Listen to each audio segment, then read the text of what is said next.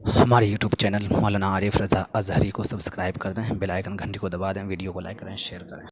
حضور صدر اللہ فاضل علامہ نعیم الدین مراد آبادی علیہ الرحمہ اعلیٰ حضرت کے خلیفہ ہیں۔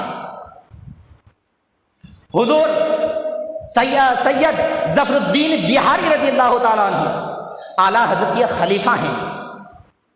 حضور محدث کبیر علامہ ضیاء المصطفیٰ مدظ اللہ النورانی کے والد محترم صدر الشریعہ علامہ امجد علی خان اعظمی مدظ اللہ رحمۃ اللہ تعالیٰ علیہ یہ اعلیٰ حضرت کے خلیفہ ہیں۔ یہ تینوں صاحبان کی ڈیوٹی تھی اعلیٰ حضرت کی بارگاہ مقدسہ میں جانا اور وہاں پہ جو بھی استفتاء آتے تھے اس کو نقل کرنا۔ شخصیت دیکھیے کون سی ہے جنہیں ایک کو آج دنیا کے اندر صدر الشریعہ کے نام سے جانتی اور پہچانتی ہے، جنہوں نے بہار شریعت لکھی ہے۔ ایک صدر اللہ فاضل ہیں، آل رسول کے خاندان سے تعلق رکھتے ہیں، خاندان رسول سے تعلق رکھتے ہیں، مراد آباد کے رہنے والے ہیں۔ ان کا مقام اگر جانیں گے تو آپ خود حیرت میں پڑ جائیں گے۔ حضرات محترم، موقع ملا تو میں آپ کو بتاؤں گا، پہلے یہ بات بتا دوں جو بتانا چاہ رہا ہوں۔ یہ تینوں رہتے تھے، استفتاء کر رہے ہیں، رات ہو دن ہو، ان کی ڈیوٹی تھی یہی کرنا۔ کرتے کرتے ہفتہ دن 9 دن، لاسٹ 10ویں دن جیسے ہی ہوتے، رات کی تاریکی ہوتی، عشاء کی نماز ہوتی اور کچھ دن دیر کے بعد اعلیٰ حضرت سب کو بھگا دیتے تھے، نکال دیتے تھے، چلو چلو تم سب نکلو۔ حضور آپ رات بھر یہاں پہ لکھواتے تھے کتابیں، اور آج ابھی جو ہے آپ فوراً نکلنے کے لیے کہنے لگے۔ 1 بار 2 بار 3 بار 10 بار 20 بار، مہینہ 2 مہینے 6 مہینے، سال بھر 2 سال 3 سال دیکھنے کے بعد جو ہے سبوں کی ذہن، تینوں کے ذہن میں ایک بات آئی، یار معاملہ کیا ہے کہ رہتے رہتے اچانک اعلیٰ حضرت جوش میں آتے ہیں اور ہم سب کو ڈانٹ کر کے نکال دیتے ہیں۔ چلو پوچھا جائے اس کے تعلق سے۔ تو اس میں سے یہ مشورہ حضور صدر الشریعہ علامہ امجد علی اعظمی علیہ الرحمہ اور حضور سید ظفر الدین بہاری رضی اللہ تعالیٰ عنہ، یہ دونوں مشورہ کر کے اور حضور صلی اللہ فاضل کو کہتے ہیں۔ کہنے کے بعد یہ بھی اتفاق رکھ لیتے ہیں کہ بات تو صحیح ہے، اچانک جو ہے حضرت جو ہے کیوں نکال دیتے ہیں۔ تو بولے کہ پہلے کا یہ لوہے وغیرہ کا دروازہ تو کافی کم چلتا تھا، تو اس ٹائم میں جو ہے ان تینوں نے جو ہے ایک مشورہ کیا کہ حضرت نے تو دروازہ بند کر دیا، کمرے کے اندر جو چراغ جل رہی تھی، روشنی تھی، وہ بھی بند ہو گئی، اور آپ کو معلوم ہوگا ابھی بھی جو پرانے دروازے ہیں تو دیکھیں گے تو اس میں جو ہے لکڑی کے جو دروازے ہیں اس کے بیچ میں جو ہے سوراخ نظر آتا ہے، یعنی کہ اس پار سے اس پار نظر آتا ہے۔ اگر اندھیرا ہے نظر نہیں آئے گا، اگر روشنی ہے اندر تو اندر کی ہر چیز آپ کو نظر آئے گی جو اس کے سامنے میں ہے۔ اسی طرح سے دروازے میں جو ہے سوراخ تھا۔ دیکھا اچانک کیا ان لوگوں نے مخبری کرنا شروع کر دیا۔ حضور صلی اللہ فاضل فرماتے ہیں کہ آپ جو یہ مخبری کر رہے ہیں یہ تو بالکل غلط ہے، امانت میں خیانت ہے، کیونکہ حضور نے جو ہے ہم لوگوں کو نکال دیا ہے، تو بہتر یہ ہے کہ ہم اپنے اپنے کمرے میں جائیں۔ بولے نہیں، یہ راز کیا ہے، یہ راز کی بات جاننی بہت ضروری ہے۔ تو کیسے دیکھو گے؟ بولے آج دیکھنا ہے کہ حضور کیا کرتے ہیں، اچانک ہمیں نکال دیتے ہیں، کمرے کو بند کر دیتے ہیں، اور کمرے بند ہو کر کے ہوتا کیا ہے۔ یہ محبت تھی، عقیدت تھی، وجہ جاننی۔ مگر اگر آج ہم جاننے کی کوشش کریں، نہ کوئی نہ کوئی چکر تو ہے، کوئی نہ کوئی معاملہ تو خراب ہے، اسی لیے حضرت نے کمرے میں دروازہ لگایا ہے۔ بتائیے غلط کہہ رہا ہوں تو بتائیے، یہ ایک میں اصلاحی بات بتا رہا ہوں۔ نہیں، آپ دروازے کو جھانک کر کے دیکھیے، جیسی مرضی ہے دیکھیے، مگر عقیدت اور محبت سے، خالص رضائے الہی کی نیت سے دیکھیے گا، تو اگر اس کے اندر اچھائی کی بجائے برائی بھی ہو رہی ہے تو آپ کے نامۂ اعمال میں نیکیاں ہی لکھی جائیں گی، برائی نہیں۔ اور اگر آپ کی نیت خراب ہوئی، ذہانت خراب ہوئی، تو بھلے آپ اچھی چیزیں دیکھیں، پھر بھی آپ کے نامۂ اعمال میں جو ہے وہی لکھا جائے گا جو آپ کی نیت تھی، کیونکہ سرکار کا فرمان عالی شان ہے کہ انما الاعمال بالنیات، کے بے شک مال کے دار و مدار نیت پر ہے۔ بہرحال یہ لوگ انتظار کرتے رہے، جیسے ہی لگ بھگ کچھ ہی منٹ یا سیکنڈ گزرے ہوں گے، اچانک دیکھتے کیا ہیں کہ کمرے کے اندر ایک روشنی ہوتی ہے، اور اتنی روشنی کہ لائٹ سے بھی زیادہ روشنی، اس زمانے میں لائٹ تو تھی نہیں، پھر بھی لائٹ جو ہے روشنی بہت ہی زیادہ چمکدار روشنی، اور جیسے ہی چمکدار روشنی دیکھے تو ان لوگوں نے چپ چاپ جو ہے بالکل سانس کو بھی سمجھیے روک دیا ان لوگوں نے، کہیں ایسا نہ ہو جائے کہ سانس کی آواز اندر نہ چلی جائے، ہم تو اور لمبی لمبی سانسیں لینا شروع کر دیتے ہیں۔ اور دیکھیں وہاں پہ ایک شخص آتے ہیں بہت خوبصورت نورانی چہرہ والا، اور وہ لیٹ جاتے ہیں، اور سرکار اعلیٰ حضرت امام اہل سنت الشاہ امام احمد رضا خان محدث بریلوی رضی اللہ تعالیٰ عنہ ان کے جو ہے پیر مبارک کو دبانے لگتے ہیں۔ ایک نورانی چہرے والے بزرگ آتے ہیں، وہ لیٹ جاتے ہیں اور اعلیٰ حضرت ان کے پیر مبارک کو دبانے لگتے ہیں، یعنی کہ کافی دیر ہی نہیں بلکہ وقت فجر شروع ہو چکا تھا، اذان کچھ ہی لمحہ میں ہونے والی تھی، کچھ ہی منٹوں کے بعد اذان فجر ہونے والی تھی۔ اچانک دیکھا کیا جاتا ہے، پھر کمرے کے اندر جو ہے تاریکی چھا جاتی ہے، اندھیرا چھا جاتا ہے، دروازہ کھولا جاتا ہے، ہاتھوں ہاتھ اندھیرا چھاتا ہے، دروازہ کھولا جاتا ہے، دیکھتے ہیں کہ تینوں بزرگ وہیں پہ موجود ہیں، حضور صدر اللہ فاضل وہیں پہ موجود، حضور صدر الشریعہ وہیں پہ موجود، حضور سیدنا ظفر الدین بہاری رضی اللہ تعالیٰ عنہ وہیں پہ موجود۔ اب دیکھیں کہ اعلیٰ حضرت کی بارگاہ میں کس کی مجال ہے بولیں۔ پھر وہ پٹھان کے بارے میں سب جانتے ہیں، جو آج بھی اصلی پٹھان ہیں ان کا مزاج بہت زیادہ گرم رہتا ہے۔ اب دیکھیں کہ وہاں پہ اعلیٰ حضرت کے سامنے کن کو پیش کیا جائے، کن کو پیش کیا جائے، کن کو پیش کیا جائے، تو فوراً سرکار حضور صلی اللہ فاضل کو جو ہے آگے کر دیا گیا۔ حضور مفتی نعیم الدین مراد آبادی رحمہ کو اعلیٰ حضرت کے آگے کر دیا جاتا ہے۔ پوچھتے ہیں کہ تم لوگ یہاں کیا کر رہے تھے، کیا دیکھ رہے تھے؟ بولے سرکار کچھ نہیں دیکھ رہے تھے، بلکہ ہم تو یہ اصل جاننا چاہ رہے تھے کہ آج تک ہمیں آپ نے ہر ہفتہ 9 دن 10 دنوں میں آپ جو کمرے سے اچانک باہر کر دیتے ہیں، آپ اپنے کمرے کا دروازہ کنڈی لگا دیتے ہیں، کمرے کے اندر تاریکی چھا جاتی ہے، ہم اپنے کمرے کے اندر چلے جاتے ہیں، یہاں تک تو بات سمجھ میں آ رہی تھی، مگر آج ہم نے معاملہ بڑا عجیب و غریب دیکھا ہے۔ حضرت حضور آخر وجہ کیا ہے؟ آپ نے ہمیں نکالا کمرے کے اندر، آپ نے چراغ کو بند کیا، کمرے کے اندر تاریکی چھا گئی، آپ نے چراغ کو گل کیا، کمرہ تاریک ہو گیا، اتنی ہی دیر میں کوئی بزرگ آتے ہیں، کمرہ کافی روشن ہو جاتا ہے، کافی چمکدار ہو جاتا ہے، پھر آپ کے بستر استراحت پہ کوئی بزرگ لیٹتے ہیں اور آپ ان کے قدم نازنین کو دبانے لگتے ہیں۔ حضور آخر وہ ذات تھی کون، وہ بزرگ تھے کون، ان کے بارے میں بتایا جائے۔ حضرات محترم، معاملہ تو وہاں پہ سرکار حضور صلی اللہ فاضل کی تھی، اگر وہاں اور کوئی ہوتے تو سرکار اعلیٰ حضرت ہو سکتا تھا کہ انکار کر دیں، بتانے سے انکار کر دیں، بات کو نظر انداز کر دیں یا انہیں ڈانٹ کر کے نکال دیں، مگر بات یہاں پہ آل رسول کی تھی، خاندان رسول کی تھی، شہزادہ رسول کی تھی، اس وجہ سے شہزادہ رسول کی باتوں کو انکار نہیں کیا جا سکتا تھا۔ اس ٹائم میں سرکار اعلیٰ حضرت فرماتے ہیں، اے نعیم الدین اور اے تم سب سننا چاہتے ہو، جاننا چاہتے ہو، تم لوگوں کی اگر ضد ہو گئی ہے تو سنو، جس طرح سے کہ تم لوگ شرعی مسائل میں جب محتاج ہو جاتے ہو، جب مسئلے حل نہیں ہو پاتے ہیں، تم میرے پاس آتے ہو، میری چوکھٹ پہ آتے ہو، میری بارگاہ میں آتے ہو۔ میں بھی ایک انسان ہوں، جس طرح سے تم میرے محتاج ہو اسی طرح سے میں بھی کسی کا محتاج ہوں، اسی طرح سے میں بھی کسی کا محتاج ہوں۔ حضور صلی اللہ علیہ وسلم فرماتے ہیں کہ حضور کو سمجھ میں آئی، انسان ہے، انسان تو مجبور ہے، بے بس ہے، مگر وہ ذات جو بستر میں لیٹی ہوئی تھی وہ کون تھی؟ بولے اتنا بتا دیا تو کافی نہیں، اس نے سرکار جب تک یہ بات بتائیں گے نہیں تو آگے جانے کی اجازت نہیں۔ اب بتائیے جب وہاں پہ نواسائے رسول کھڑا ہو جائے دروازے پہ تو کیا اعلیٰ حضرت یہ بھی سوچ سکتے تھے جن کے دل میں کوٹ کر کے محبت مصطفیٰ اور محبت آل مصطفیٰ بھری ہو، وہ آگے بڑھ سکتے تھے؟ نہیں۔ اس ٹائم میں سرکار اعلیٰ حضرت فرماتے ہیں کہ اے مفتی نعیم الدین مراد آبادی، آپ سننا چاہتے ہیں، وہ آپ کے نانا جان یعنی کہ حضور غوث سمدانی سیدنا شیخ عبد القادر محی الدین جیلانی غوث اعظم رضی اللہ تعالیٰ عنہ تھے۔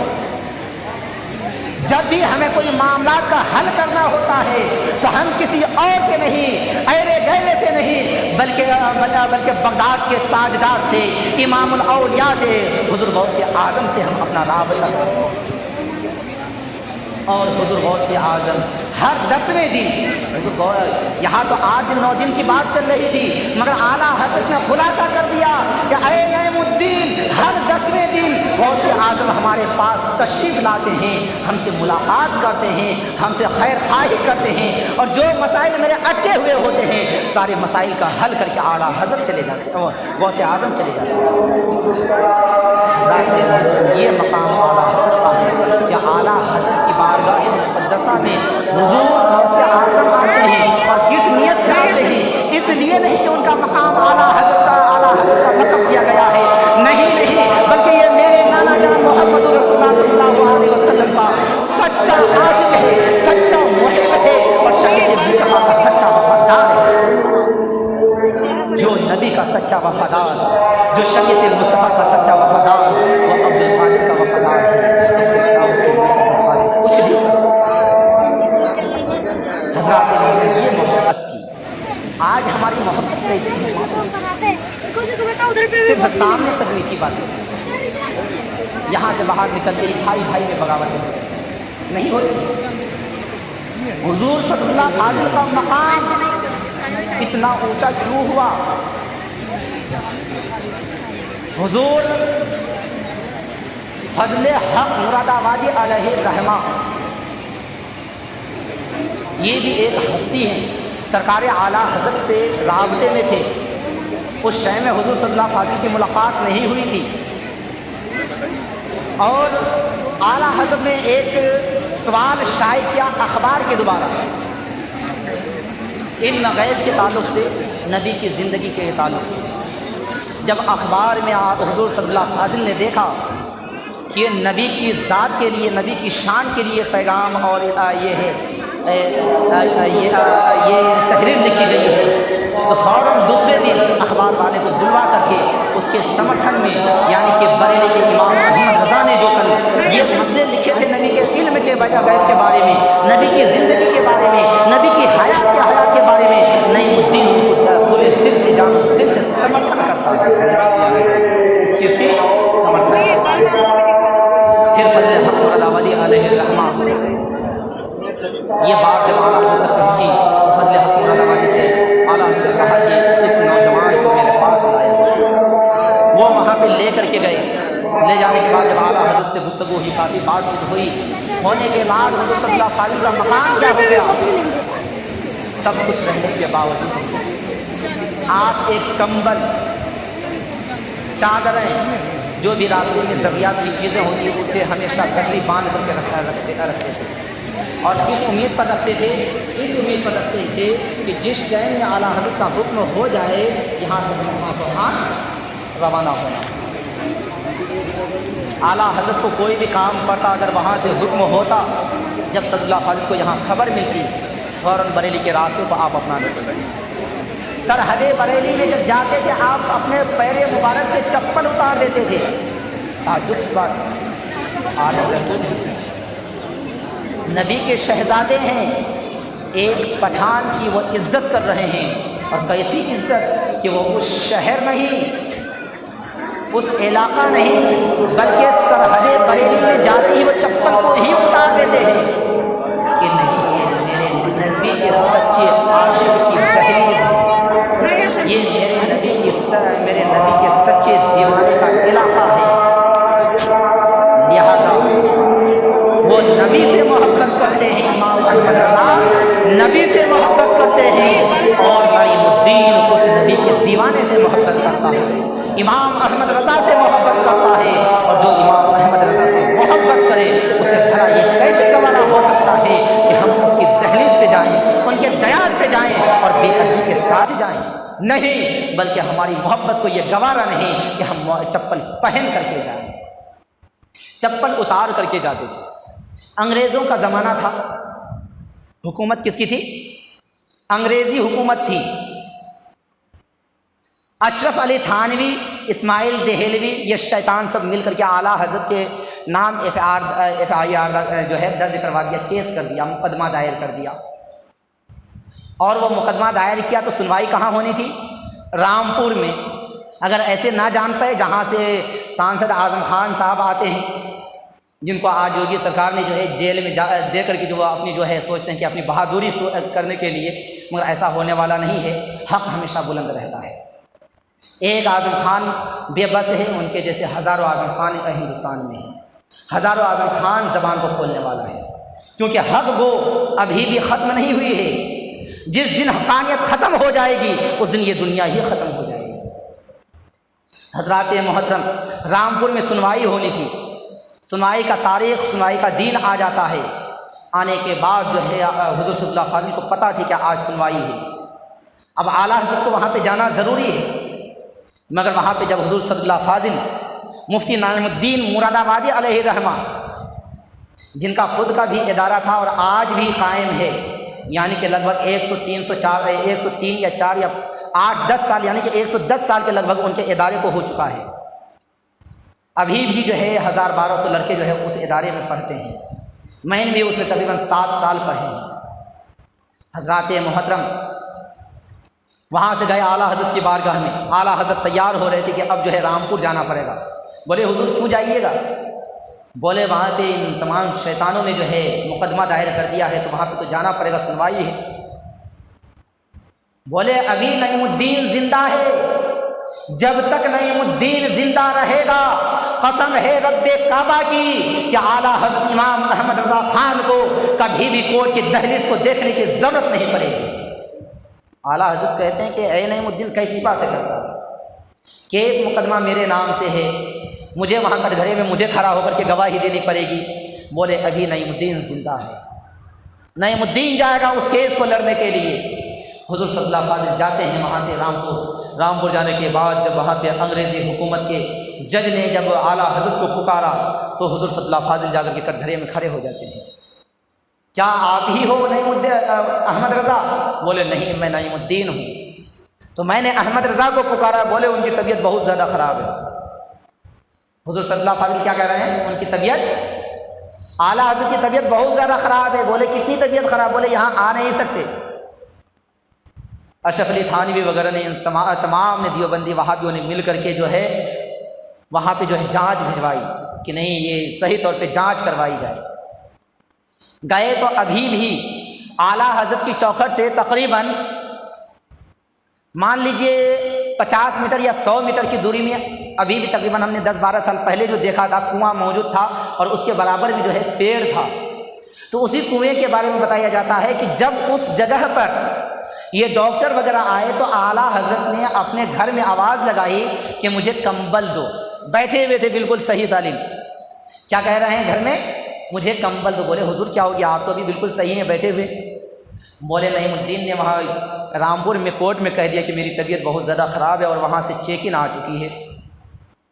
کمبل دیا گیا، آپ لیٹ گئے۔ ڈاکٹر آ کر کے دیکھتا ہے تو کہتے طبیعت تو بہت زیادہ خراب ہے۔ ایسے حالات میں بچنا مشکل ہے۔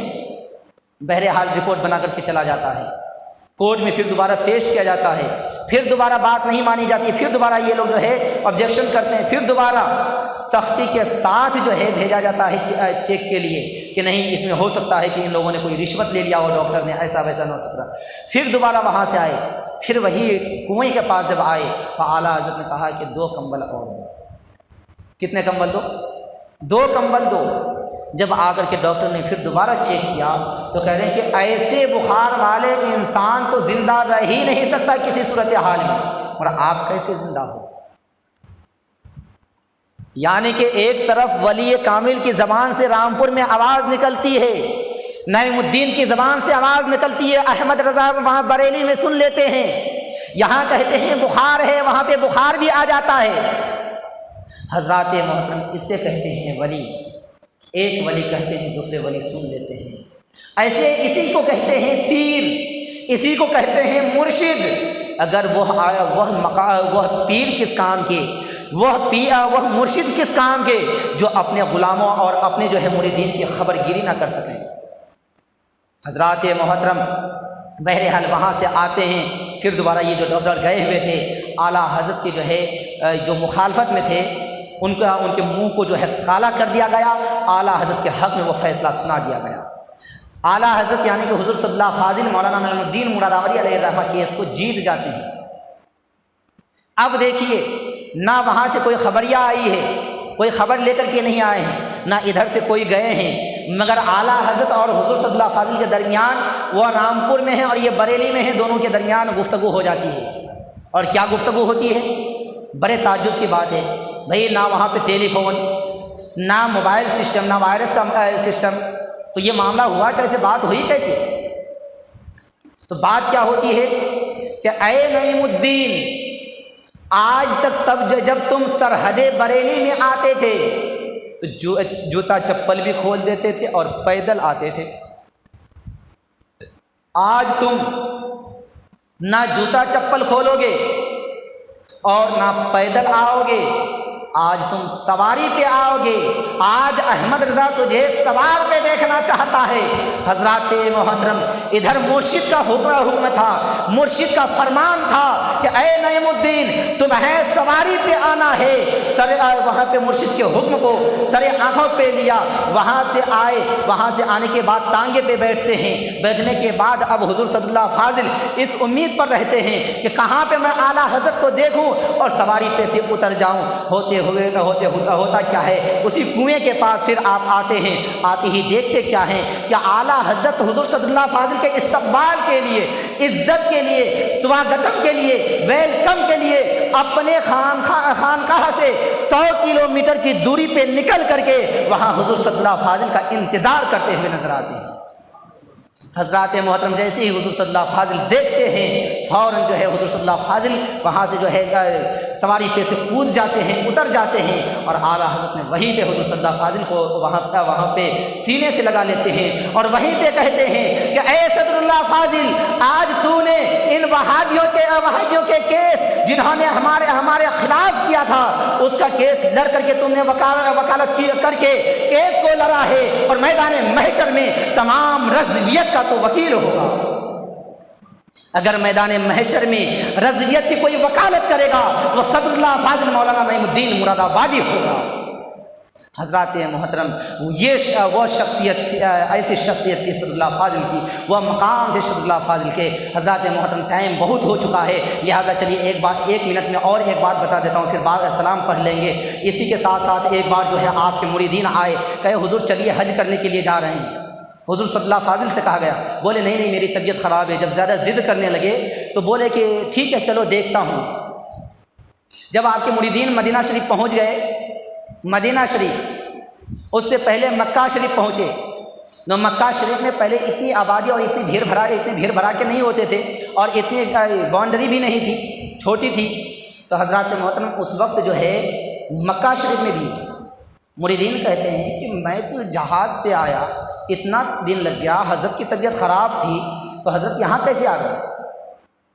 हज़रात मोहतरम, जैसे ये 4 कोने हैं तो ऐसे ही हर चीज़ में जो है अगर कोई मकान बनाया जाए तो 4 कोने होते हैं, भले वो गोल भी बनाएंगे तो उसमें भी चौहद्दी बांधी जाती है। लिहाजा जो है अब जो है मुरीदीन उस कोने पे है तो हुज़ूर सल्लल्लाहु फाजिल उस कोने पे चले जाते हैं। अगर मुरीदीन उस कोने पे जाते हैं या उस कोने पे तो सल्लल्लाहु फाजिल उस कोने पे आ जाते हैं। बहरहाल वो मुलाकात नहीं कर पाते हैं क्योंकि वो उनकी चाहत होती है मैं मुलाकात करूँ, ज़ियारत करूँ, मुसाफ़ा करूँ, खैर खाही करूँ, मगर मुसाफ़ा नहीं कर पाते हैं। हज़रात मोहतरम, उसके बाद जो है वहाँ पे ऐसा मामला होता है। फिर मदीना शरीफ आते हैं, वहाँ पर भी यही मामला होता है, मगर मुलाकात नहीं कर पाते हैं। उसके बाद वहाँ से वापस आ जाते हैं। जब मुरादाबाद शरीफ वापस आते हैं फिर मुलाकात होती है। सल्लल्लाहु फाजिल मुस्कुराने लगते हैं, बोले सरकार आप मुझे वहाँ पे नज़र आए, आप कैसे गए? मुलाकात करने की कोशिश की, आपने मुलाकात नहीं की, ऐसा वैसा। बोले छोड़ो भैया उन बातों को छोड़ो, जो बात हो गई हो गई, गुजर गई। मैंने तुमसे वादा किया था कि मैं आऊँगा, आ गया, बस बात ख़त्म है। अब बताइए वली कामिल का मकाम क्या है? इन बातों से क्या बात साबित होती है? ज़मीन वही होती है, मकाम वही होता है, مگر جب اللہ کے محبوب بندہ کہیں محبوب جگہ پہ جانا چاہتا ہے، وہ جانے کا ارادہ کرتا ہے، قدم کو اٹھاتا ہے، رب کعبہ زمین کو حکم دیتا ہے، اے زمین تو اپنی تانوں کو چھوٹی کر دے، تانوں کو بالکل چھوٹی کر دے، کھینچ لے، تاکہ میرا محبوب جو عام بندہ مہینوں میں سفر نہیں کر پاتا ہے، میرا محبوب بندہ منٹوں میں سفر کر لے۔ حضرات محترم، بہرحال وقت کافی ہو چکا ہے۔ اللہ تعالیٰ کی بارگاہ مقدسہ میں دعا ہے کہ مولا مجھے بولنے میں، آپ حضرات کو سننے میں کسی بھی قسم کی کوئی غلطیاں ہوئی ہو تو اپنے فضل و کرم سے معاف عطا فرما۔ اس بیان پہ سب سے پہلے مجھے خود کو عمل کرنے کی توفیق و رفیق عطا فرما، میرے بعد میرے تمام مسلمان بھائی بہنوں کو عمل کرنے کی توفیق و رفیق عطا فرما، اور ہمارے دل میں سب سے پہلے محبت انبیاء، محبت صحابہ، محبت صالحہ، محبت اولیاء کرام اور محبت علماء کرام سچی اور اچھی عطا فرما۔ آمین یا صدر المرسلین۔ السلام علیکم ورحمۃ اللہ تعالیٰ وبرکاتہ۔